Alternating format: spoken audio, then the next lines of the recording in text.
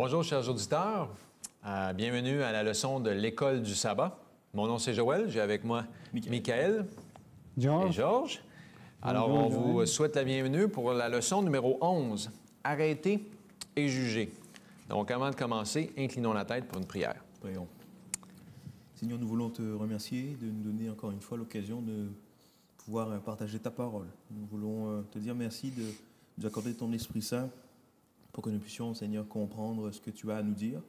Et alors que nous allons ouvrir cette parole, cette Sainte Écriture, que tu puisses, Seigneur, nous éclairer et permettre que ce que nous allons partager dans ces quelques instants puisse nous permettre de nous rapprocher un peu plus de toi, Seigneur, et un peu plus de l'éternité.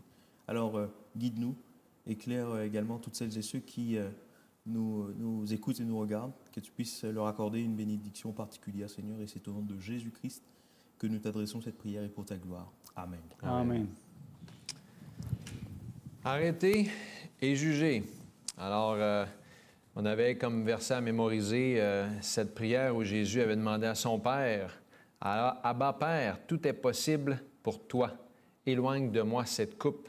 Toutefois, non pas ce que moi je veux, mais ce que toi tu veux. » Dans Marc 14, verset 36. Alors, cette semaine, on examine le chapitre 14 de Marc, et ça disait que les chapitres 14 et Marc sont appelés le récit de la passion du Christ, parce qu'ils décrivent la souffrance, la mort, la résurrection de Jésus. Ce sont les derniers jours. Oui.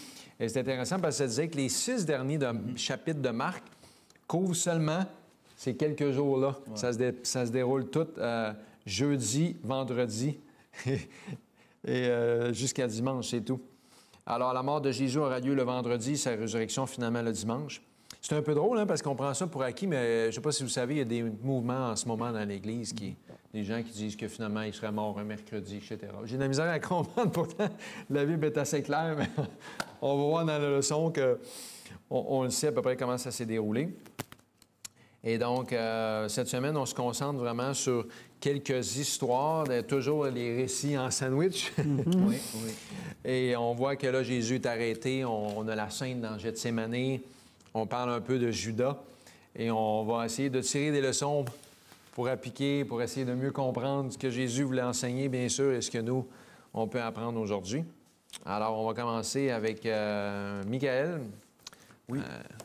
La partie de dimanche, intitulée « Inoubliable », nous parle de deux histoires ici qui s'entremêlent. On est dans Marc, chapitre 14, comme tu l'as dit, mais ici on est du verset 1er au verset 11. Donc deux histoires qui s'entremêlent, qui contrastent entre l'onction de Jésus et la trahison de Judas. Ouais. Et le contexte, c'était que la Pâque allait avoir lieu, et cet événement-là se situe selon ce qui pourrait être plausible le mardi soir ou le mercredi à ce moment-là. Et deux personnages nous est présentés, la femme avec le parfum et Judas Iscariote. Alors, une femme qui... on n'a pas d'identité, on ne sait pas qui elle est, entre lors du repas à Béthanie et verse un parfum précieux, très coûteux sur la tête de Jésus. Et ce geste est accueilli d'une manière assez créative de la part des disciples. Mais dans un autre sens, c'est un geste, c'est une expression d'amour qu'elle a voulu transmettre à son maître parce qu'elle avait reconnu Jésus comme le Messie. Et évidemment, on connaît l'histoire qui nous montre que les disciples, en train de murmurer, disent qu'est-ce qu'elle fait, en train de jeter un parfum précieux, presque une année de salaire sur Jésus. Pourquoi? Qu'est-ce qu'elle fait là? Oui, c'est ça. On aurait pu. Disons que les réactions étaient partagées. Ceux qui parlaient fort, ils étaient surtout négatifs. Oui. Voilà. Après, tu sais, ça fait une belle entrée en matière parce que Jésus, qu'est-ce qu'il nous demande? C'est d'amener ce qu'il y a de plus précieux de notre cœur pour lui. Et quelle que soit l'offrande que moi je veux transmettre à Jésus, que soit, on ne parle pas forcément uniquement de dîmes ou d'offrandes, mais que ce soit mes talents, que ce soit ce que j'ai de plus précieux, il y aura toujours du monde qui diront pourquoi tu donnes ça, c'est peut-être trop pour Jésus, il ne te demande pas ça. Mais un an de salaire. Mais si ton cœur te dit d'y aller dans ce sens, ben, gloire à Dieu. Et peu importe ce que les gens diront, eh bien, ça va glorifier le Seigneur. Deuxième personnage ici, Judas Iscariote, évidemment l'un des disciples de Jésus. On connaît l'histoire, qui a trahi Jésus pour 30 pièces d'argent. On a deux histoires. Contraste. Très contrastées. Ouais. Elle qui donne un parfum qui coûte près d'une année de salaire. Je pense que c'était 300 deniers, environ. Et Judas qui quasiment vend Jésus pour 30 pièces d'argent. Pour 120 talents. Il y a un contraste très fort avec la femme, parce que Judas, c'est trahison et cupidité qui finalement l'a transporté dans cette aventure malsaine. Et cette histoire-là, c'est un acte, enfin je parle de l'histoire de la femme, c'est un acte mémorable. Ouais. Parce que ça nous rappelle que l'Évangile, peu importe ce qui se passe, sera prêché. C'est une démarche de foi, une démarche spirituelle très, très intense, très forte, parce que essayons d'imaginer, donner un mois de salaire, c'est pas forcément aussi simple que ça nous mettrait peut-être dans des difficultés financières, mais là, cette femme-là, c'est une leçon vraiment importante pour nous, elle donne tout ce qu'elle a, parce qu'elle reconnaît en Jésus son maître et son sauveur. Et malheureusement, la trahison de Judas montre ce cœur corrompu, cette volonté d'avoir toujours plus, mais gardons à l'esprit qu'il y a un contraste entre le bien et le mal, et nous devons tout faire pour entrer dans le plan de Dieu, mettre notre confiance en Dieu et reconnaître que Jésus est notre Sauveur. Voilà, c'est un petit résumé rapide de cette partie-là, mais Dieu nous tend la main et il désire, à travers cet acte, on verra plus tard, à travers la passion du Christ, à travers le sacrifice de Jésus, il désire nous sauver. Donc, peu importe ce que nous offrirons à Jésus, à Dieu, il a déjà offert beaucoup plus. Ouais, donc, c'est à nous de rentrer dans ce cheminement-là avec Dieu pour sa gloire. C'est drôle parce que moi, j'avais jamais pensé... Tu sais, on a appris beaucoup avec le livre de Marc, c'est l'histoire en sandwich, les contrastes. Tu sais, on lisait une histoire, puis après ça, on lisait l'autre. Mais il y avait comme un lien, puis là, il faisait un contraste. C'était comme un homme, une femme. Elle la donne, lui, il prend. Elle la donne quelque chose de grande valeur, lui... Il ne met même pas une grande valeur sur Jésus, il le vend quasiment comme un esclave. C'était comme, wow, quel acte de foi en plus, parce que, tu sais, Jésus, dans sa réponse, il dit, bien, elle a préparé ma sépulture. On est comme, hein? Tu sais, moi, en 2024, maintenant, on lit la Bible, on comprend un peu le contexte, mais pour ceux qui ne savent pas, c'est comme, bien, quand tu donnes un parfum à quelqu'un, ça n'a pas nécessairement rapport avec sa mort. Mais à ce moment-là, c'était ça qu'on faisait. On embaumait les gens avec des parfums. Puis elle a répandu ça sur ses cheveux, puis ça devait sentir dans toute la pièce. C'était un acte de foi sans savoir. Elle préparait ce que personne allait faire pour lui pratiquement, autre que... Puis bon, on sait qu'à la fin, il y a eu Joseph d'Arimathée puis d'autres qui ont donné pour la sépulture de Jésus. Mais elle avait préparé la mort de Jésus. Les autres, c'était tout comme, non, Jésus, tu mourras pas, inquiète-toi pas. C'est ça. Quel acte de foi, hein? Puis encore là... à ce moment-là, c'était encore pire qu'aujourd'hui parce que la femme, elle n'avait pas beaucoup de valeur. Et Jésus la relève. C'était toute une histoire extraordinaire. Hein? Quelqu'un qui est relevé par Jésus, il était abaissé, écrasé. Pourtant, il avait donné de bon cœur un acte de foi extraordinaire. Puis le contraste avec Judas, qui est un disciple, qui est peut-être comme beaucoup d'entre nous, il a suivi Dieu. Il avait des bonnes intentions. Puis au début, il pensait que Jésus, c'était pas pire. À un moment donné, il s'est rendu compte que les plans de Dieu, pas très bons. Les miens, bien meilleurs. Moi, je suis bright. Moi, je suis intelligent. Moi, je vais arranger l'affaire. Une école de commerce. Puis, c'est ça. Puis finalement, bien, sa cupidité, ça dit que même, tu sais, on voit dans Matthieu, il était un voleur. Il prenait dans la bourse. Il était motivé par la cupidité. Puis finalement, c'est devenu probablement son Dieu. Puis Jésus était là. Jésus, il avait toute l'opportunité, puis on va reparler de lui un peu plus tard, mais Quelle histoire, hein? Extraordinaire, deux contrastes. Extraordinaire. En tout cas, on sait tout de suite lequel qu'on veut pas être. Hein? Oui. Ben oui, Oui, ben oui. oui. Et malgré ça, je pense, tu sais, juste pour faire une parenthèse, pour fermer cette partie-là, malgré ça, ce n'est pas aussi simple que ça. Non. Hein? Donc, c'est un travail que nous devons commencer à effectuer sur nous-mêmes en vue de Ouais, la perfection. c'est ça. Georges, qu'est-ce Oui. qui se passe après?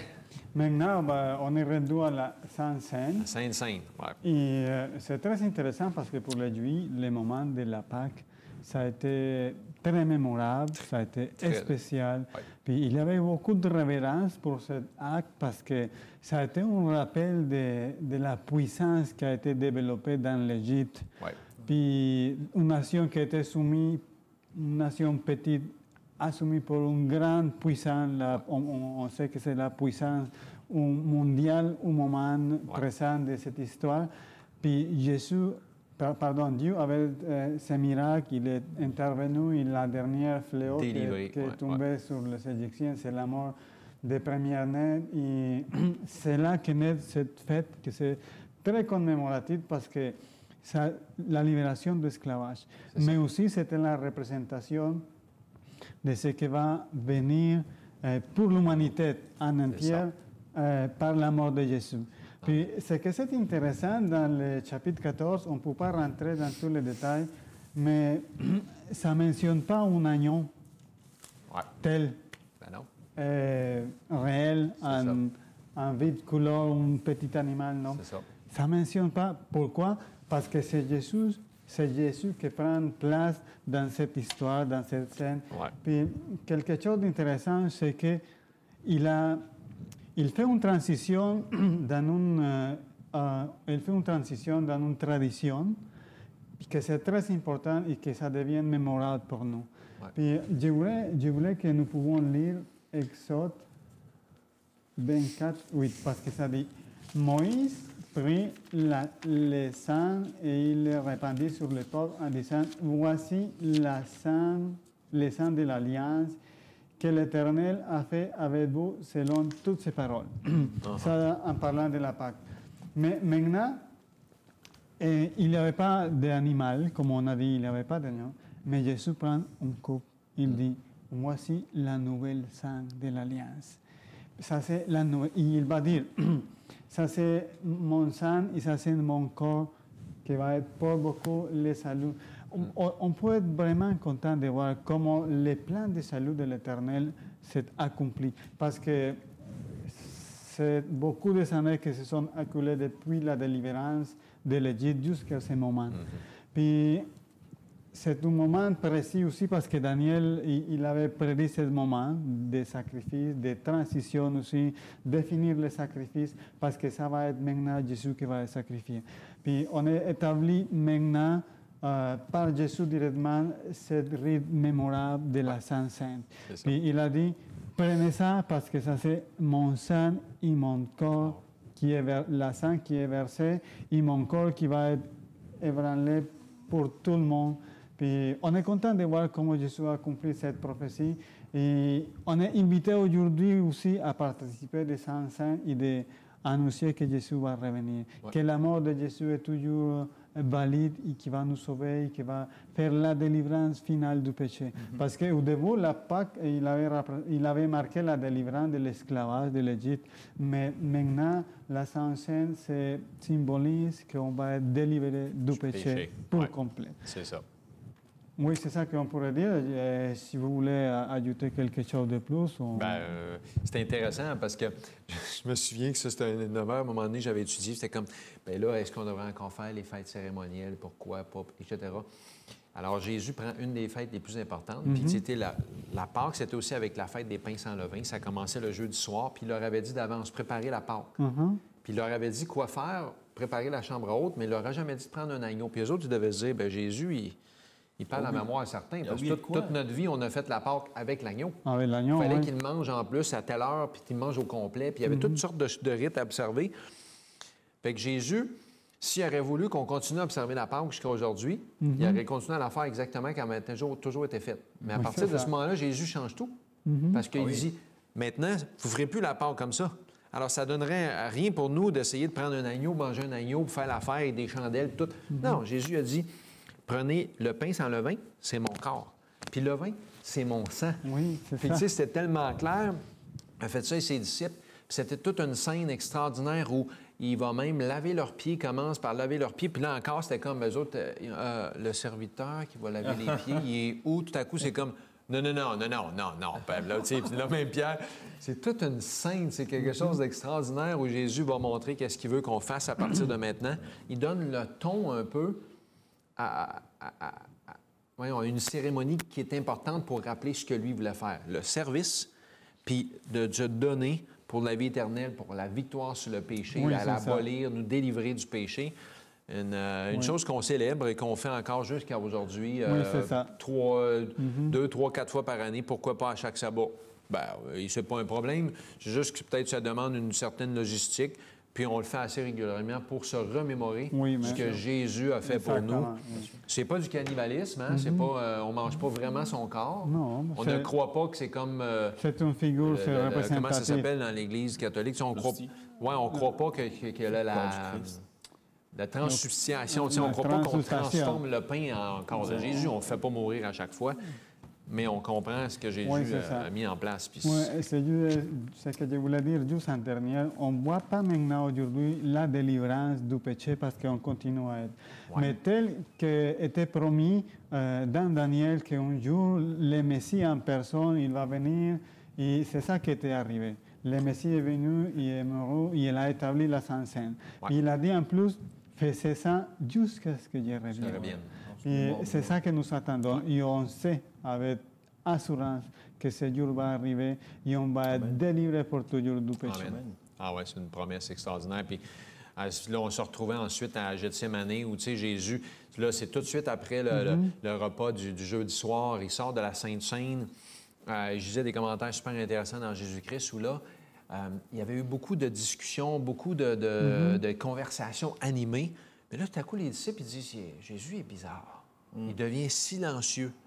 Son atmosphère, son attitude, tout change. Pourquoi? Au moment où Jésus rentre dans la chambre haute, il décide de ne pas avoir un agneau parce que lui, à ce moment-là, Jésus devient l'agneau qui ôte les péchés du monde. Au moment où Jésus est allé à la Sainte Seine, il a commencé cette Pâque-là, c'était le geste qu'il faisait en disant à son Père, à partir de maintenant, Père, tu peux mettre tous les péchés du monde sur moi, je vais prendre le fardeau. Et c'est pour ça que Jésus, tu sais, c'est comme, ben voyons donc, comment ça fait qu'il vient de changer tout à coup? Il a changé quand, à quelle minute? Bien, on ne peut pas déterminer la minute, mais en entrant dans la chambre haute, c'est comme le geste où Jésus a fait, où il a accepté de porter tous les péchés du monde. Il est devenu l'agneau qui ôte les péchés du monde. Et Jésus change son attitude. Ça dit que Mme White a dit, tu sais, que les disciples n'ont pas osé lui demander ce qu'il y avait. Il était comme... on dirait qu'il ne va pas bien. Puis, tu sais, là, on a des commentaires que Jésus, il s'en va, puis là, son attitude a changé. Il devient très silencieux. Puis là, ils s'en vont au jardin de Gethsémani. Il l'avait fait souvent. Souvent, il était allé avec ses disciples pour prier dans le jardin de Gethsémani. Gethsémani qui voulait dire, c'était dans le mont des Oliviers, tu sais, ça voulait dire, il disait dans la leçon que ça voulait dire presse à l'huile, le pressoir. Puis c'est comme symbolique parce que Jésus allait être pressé, il était comme sous la pression des péchés du monde. Il s'en va là pour prier, mais c'est pas une nuit comme un autre. D'ailleurs, il leur dit, ça dit qu'on lit dans les évangiles, il s'écria « Mon âme est triste jusqu'à la mort ». Tu sais, je me disais, bien, il me semble que j'aurais entendu Jésus dire ça, j'aurais dit, Jésus, c'est quoi qui se passe? Veux-tu qu'on arrête? Puis il leur a dit, priez, veillez avec moi. Tu sais, il avait besoin de sympathie, il avait besoin de soutien. Puis moi, je vous avoue, j'aurais sûr et garanti, j'aurais été comme eux autres, j'aurais endormi. Parce que moi, j'ai jamais été capable de passer une nuit en prière. J'ai jamais été... Moi, tu me demandes de passer une nuit en prière, mon gars, c'est pas long, après quelques heures, je dors, je m'endors. D'ailleurs, j'ai jamais réussi, de toute ma vie, même ma jeunesse, j'ai jamais réussi à faire des nuits blanches de party puis de veiller. J'étais incapable, je m'endormais. Fait que quand je vois les disciples, je dis, j'aurais fait pareil, j'aurais pas été capable. Veiller avec moi. Tu sais, Jésus voulait en tout cas il voulait tellement un soutien, un appui. Heureusement, éventuellement, ça dit qu'il y a même un ange qui est venu l'aider. D'ailleurs, l'ange était encore là quand l'armée est venue avec Judas, puis il a fait tchoum! Mais tu sais, il y a un ange qui est venu comme le soutenir, le rassurer que Jésus faisait ce qu'il devait faire. Oui, c'est Parce ça. que Jésus était dans l'inconnu à ce moment-là. Jésus ne sait pas ce qui va lui arriver. Tout ce qu'il sait, c'est qu'il prend le risque d'être séparé de son Père pour l'éternité parce qu'il voyait la séparation que le péché causait. Fait que, tu sais, Jésus fait cette prière-là et comme toute sa vie, Jésus fait une prière, il a été consistant toute sa vie. Père, non pas ma volonté, mais la tienne. Oui, c'est ça. Toute sa vie, Jésus, c'était de faire la volonté de son Père. C'était de faire ce que le Père voulait. Toute sa vie, il parlait du Père, du royaume de Dieu. Il était soumis, sa volonté était soumis à Dieu. Il a marché par la foi, comme chacun de nous, on peut le faire. Et Jésus, jusqu'à la fin, il marche par la foi. Tu sais, on lit dans... Le texte me revenait dans Ésaïe 53, « Méprisé, abandonné des hommes, un homme de douleur habitué à la souffrance. Il a été fait transgresseur, c'est de nos souffrances qu'il a porté. » Puis Jésus, c'est par nos meurtrissures par ses meurtrissures qu'on est guéri. Et c'est difficile pour nous d'imaginer parce qu'aucun d'entre nous, on n'a jamais eu à porter le poids des péchés de quelqu'un d'autre. Oui. Mais Jésus portait le poids, la culpabilité, la colère, l'angoisse, tous les malheurs. Tous les malheurs, puis les Toute la sentiments les plus souffrance, oui. horribles qu'on pourrait sentir à cause du péché, il les a portés. Tu sais, c'est incroyable. C'est pour ça que Jésus n'est pas mort des coups de fouet et des épines sur sa tête. Il est mort d'un cœur brisé sous le poids des péchés du monde qu'il a portés. C'est intéressant dans ce incroyable, sens, parce que j'aimerais apporter aussi un aspect très important. Tu sais, il y a des gens qui peut-être vivent des situations douloureuses, pas autant que celles vécues par Jésus, mais parfois, lorsqu'on est dans la difficulté, dans les épreuves, on a l'impression que l'ennemi aussi, lui, il nous pointe du doigt, il nous dit « Oh, ton Dieu va rien pouvoir faire pour toi. Ouais. » Et pareil, tu sais, dans Jésus-Christ, chapitre 74, qui parle de Gethsémanée, Ah oui, c'est ça. bon, la ligne, je n'ai pas la ligne, mais en tout cas, qui disait, en pensant aux conséquences possibles de la lutte, le Christ redoutait une séparation d'avec Dieu. Ouais. Satan lui disait que cette séparation serait éternelle s'il devenait le garant d'un monde pécheur. Ça. Il serait assimilé au sujet du royaume de Satan et ne trouverait plus jamais la communion divine. Alors, parfois, quand nous pensons que l'ennemi attaque, eh bien, l'ennemi a attaqué aussi Jésus, mais Jésus est victorieux. Ouais. Donc, quelles que soient les épreuves, nous serons victorieux en Jésus-Christ. Oui, c'est Donc, ça. quoi qu'il arrive, nous devons tenir la main de Dieu. Un bon point. L'ennemi est venu souffler un mensonge. Parce que c'était vrai que c'était potentiellement possible qu'il aurait été perdu éternellement s'il aurait péché. Mais pas parce qu'il portait les péchés du monde, mais parce que dans l'épreuve, il ne pouvait savoir rien d'autre que marcher par la foi. Il n'y avait aucune garantie. Bien sûr. Oui, Puis comme tu dis, Satan, il fait souvent ça. Il nous dit, ben non, t'es trop mauvais. Jésus ne peut plus te pardonner. T'es allé trop loin. Il veut qu'on oublie ce Dieu d'amour. C'est ça. Oui, c'est ça. Puis Jésus, 3 fois, il doit prier cette prière-là. Puis, Père, la coupe, est-ce que je dois la porter? Non pas ma volonté, mais la tienne, mais si tu peux. Il savait que Dieu pouvait lui enlever cette coupe-là, mais 3 fois, il a supplié Dieu de lui donner la force. Et Jésus a pris sa décision. Puis là, quelques lignes plus tard, a dit, il prit la décision qu'il sauverait l'homme à n'importe quel prix. Amen. Il était prêt à quelle épreuve, Gethsémanée, hein? Oui, c'est ça. Fait que c'est ça, prions pour qu'on puisse toujours... on ne puisse jamais minimiser le sacrifice qu'il a subi et ce qu'il a porté pour nous. Ouais. Je voulais juste souligner quelques mots, c'est savoir que l'ange qui est venu, ça c'est une situation pour nous. L'ange qui est venu, ça n'était pas pour l'enlever la coupe, mais pour le renforcer à le prendre. Ça veut dire que des fois, on va avoir une intervention divine pour me dire, mon enfant, tu dois endurer ça, mais tu vas réussir par la grâce de Dieu. C'est ça, Jésus a eu la victoire. C'est un bon point. Dans la Bible, c'est très rare que Dieu a enlevé les gens de l'épreuve. Il a dit, oui, tu n'auras plus d'épreuve. Non, il les soutient dans l'épreuve, il les appuie, il les accompagne. Très bon point. Tout laisser et fuir Jésus. Oui. L'entrée en matière ici, le récit de l'arrestation de Jésus dans le jardin de Gethsémanée. Oui. Trahison. C'est ça. Trahison de Judas, abandon des disciples. Abandon. Oui, c'est ça. Quelques détails peut-être sur Judas. évidemment, le texte nous montre qu'il était avare. Ah ouais, ouais. Il voulait l'argent, je ne sais pas pourquoi. Bon. Mais en tout cas, il était aveuglé par cet amour de l'argent-là, par Mammon, et il n'avait pas à anticiper les conséquences de son acte, les conséquences tragiques de son acte. Ouais. Et certainement qu'il aurait peut-être pensé que Jésus serait sauvé miraculeusement. Mais parfois, dans des situations telles que vécues par Jésus, Dieu, comme nous l'avons dit, Dieu, dans l'épreuve, il accompagne. Il permet que dans certaines situations qu'on pourrait appeler négatives, que sa gloire puisse rayonner. Donc, le point important ici, c'est ça. Mais, quelque chose d'intéressant qu'on voit à travers le récit, le baiser de Judas. Ouais. C'était le signe pour identifier celui qui devait être capturé. Il a dit à ses suppôts, ses collaborateurs, enfin en tout cas, c'était plutôt lui le subordonné, mais bref, il a dit à ceux qui devaient acheter, récupérer ce Jésus, celui que je vais embrasser, ce sera lui que vous devrez capturer. Et c'est quelque chose. Hein? C'est quelque chose de vraiment sournois. Ouais. C'est quelque chose de sournois parce que ensuite, il y a aussi ce poids vécu par Jésus du fait que ses disciples sont aussi partis. Tu sais, il vit une trahison, mais après l'arrestation de Jésus, tous les disciples, malheureusement, le laissent quasiment seul. Il s'enfuit malgré le fait qu'ils aient promis à Jésus qu'il serait là. Abandonner des hommes. Abandonner des hommes. Ouais. Et ce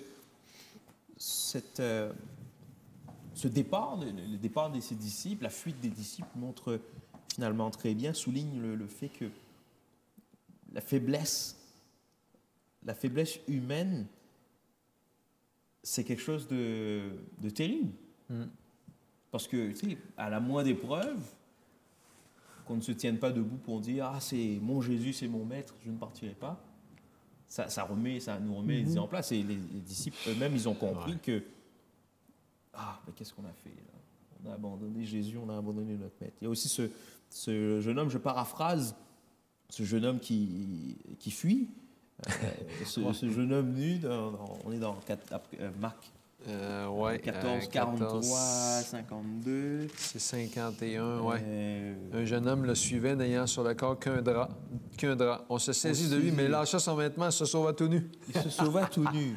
Bon, il n'y a rien de montrable, mais il pourrait sembler que ce soit Marc lui-même, l'auteur du récit. C'est ce qu'on pense. Il tente de suivre Jésus, mais il s'enfuit lorsque les soldats tentent de le capturer. Mais bon, on en rit, c'est un peu comique. Mais il abandonne son vêtement.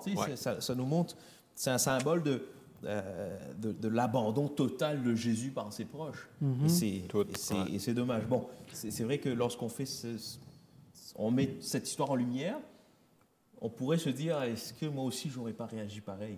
Mais en tout cas, c'est une leçon pour nous, en voyant l'erreur des autres, de pouvoir nous rapprocher de Dieu et de pouvoir à nouveau saisir la main de Jésus.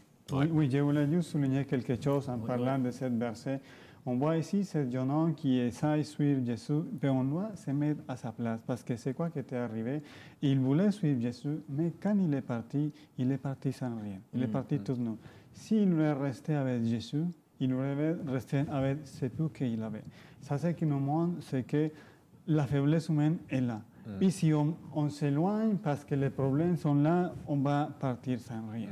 Mais si on reste avec Jésus, l'histoire va être différente. Exact. Il y a quand même une intrigue intéressante ici, c'est que bien que les autorités, Judas, aient pu prendre possession de Jésus et agit d'une façon malveillante, leur complot finalement s'est inscrit dans le plan de Dieu.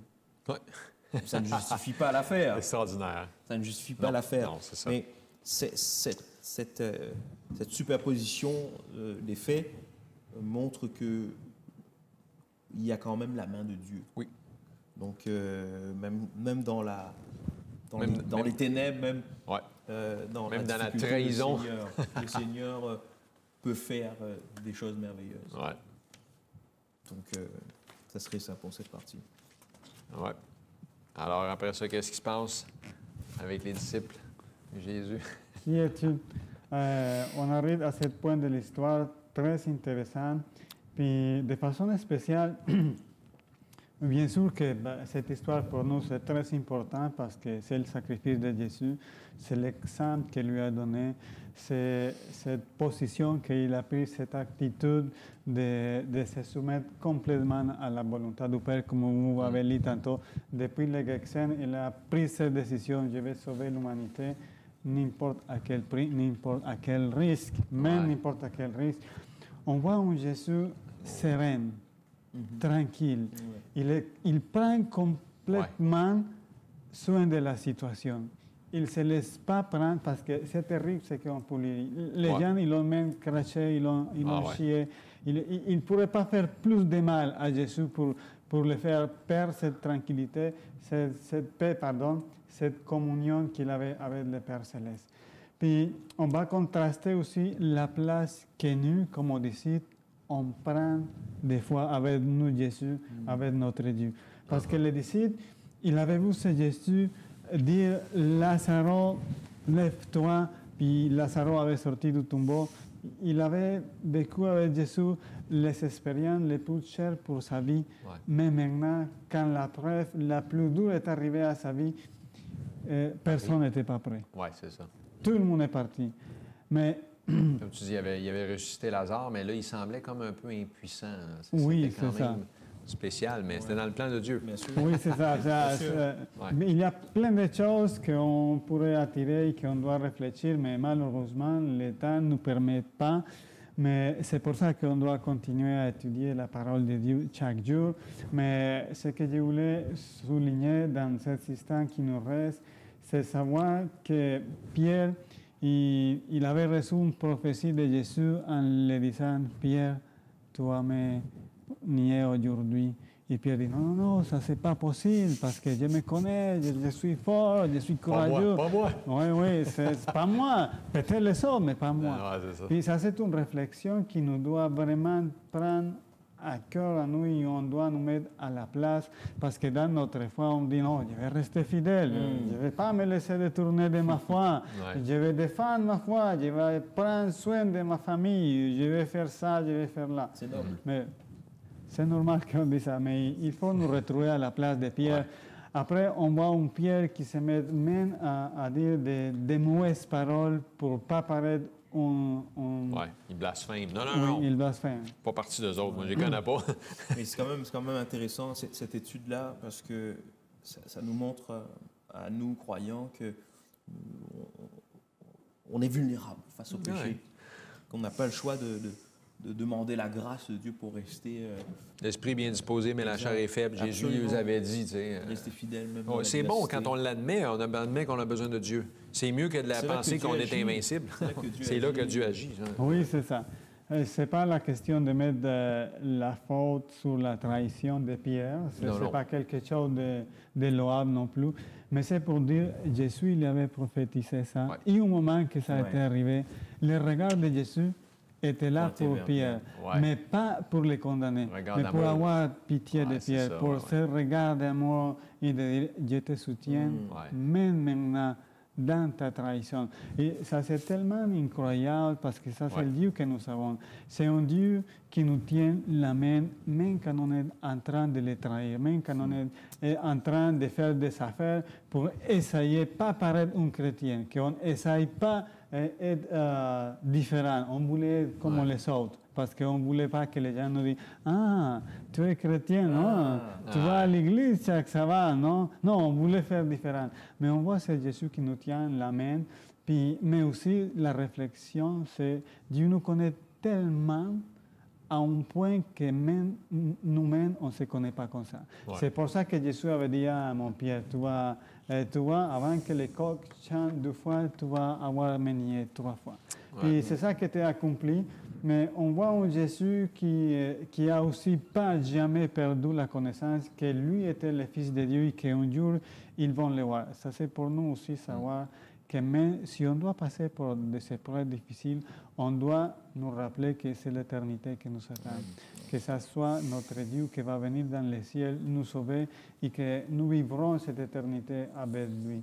Que Dieu peut nous venir, que nous pouvons prendre courage par cette histoire, par cette étude et que nous pouvons continuer à recevoir cet appel d'étudier la parole de Dieu et d'approfondir pour savoir que oui, on est faible, mais on a un Dieu qui est capable de nous soutenir. Regarde, ça disait que Jésus, le Fils de l'homme, est venu pour sauver ce qui était perdu. Oui, amen. Puis même au travers de la scène de jugement où il se fait faussement accuser, ils disent toutes sortes d'affaires, ils le maltraitent, ils font de nuit. Comme tu disais, il est resté avec un calme.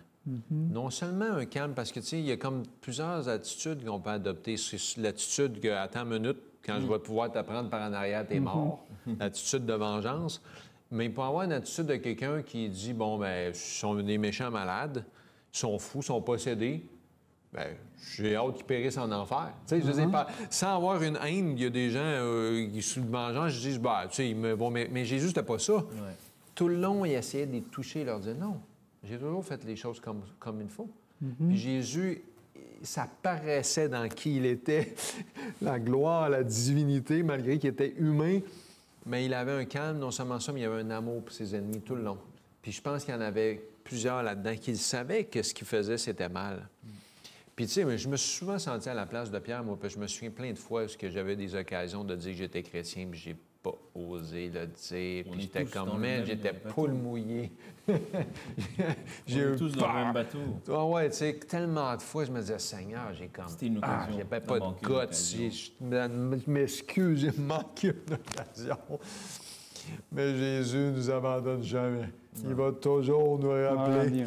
Ses disciples, ils ont gaffé, puis c'est bon parce qu'on s'identifie aussi avec eux. Exact. L'espoir, c'est que quand ils ont vu ce que Jésus avait fait, quand ils ont été touchés par l'amour de Dieu, car Dieu a tant aimé le monde qu'il a donné son Fils, ils ont fait « Wow! Il a-tu été patient avec nous? » Je pense qu'aujourd'hui, Dieu est patient avec chacun d'entre nous. Absolument.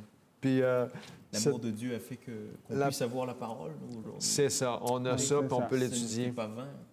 La passion du Christ. Alors, c'était un peu ça qu'on a vu cette semaine, la passion du Christ. Que cette passion du Christ puisse nous toucher, qu'on devienne des témoins vivants, puis que par la grâce de Dieu, on puisse cesser de le renier, mais qu'on puisse le suivre, et qu'on puisse vaincre, et que le sacrifice de Jésus ne soit pas vain. Qu'on puisse, nous aussi, avoir la victoire sur le péché qu'il nous a offert pour vivre une vie de sainteté. Tout à fait. Puis qu'on lui fasse honneur, parce que Jésus, il n'est pas mort en vain. Non. Il est mort pour nous racheter du péché puis nous amener à avoir une vie nouvelle. Alors, c'est un privilège pour nous d'avoir étudié cette leçon-là. On vous remercie d'avoir été avec nous. Merci, Georges. Merci, Michael. Que le Seigneur vous bénisse pour le reste de la semaine. Continuons d'étudier ce que Jésus a fait pour nous et ce que Jésus nous prépare pour l'éternité. Remercions le Seigneur avec une prière pour terminer. Bon, Tante Père Céleste, nous te remercions infiniment que tu as envoyé ton Fils, Seigneur, mourir, prendre notre place, Seigneur. Là. On utilise souvent les mots qu'il a été notre substitut, notre garant. Et si tu fais substitut, Seigneur, il a subi ce que nous méritions et nous a offert, nous a donné sa justice, Seigneur, que nous ne méritons pas. Et à cause de cela, Seigneur, nous sommes guéris par ces meurtrissures. On te remercie, Seigneur, pour cette justice, cette sanctification, cette justification, cette sanctification, Seigneur, qui nous est offerte. Permets-nous, Seigneur, de saisir par la foi le sacrifice de Jésus, comme Jésus a dit, de saisir son corps et son sang, de suivre son exemple, ses enseignements, et de saisir la vie qui nous est offerte, cette vie éternelle. Fais cela pour chacun d'entre nous, pour nos auditeurs, nous t'en prions au nom de Jésus. Amen. Amen. Bonne semaine. Merci.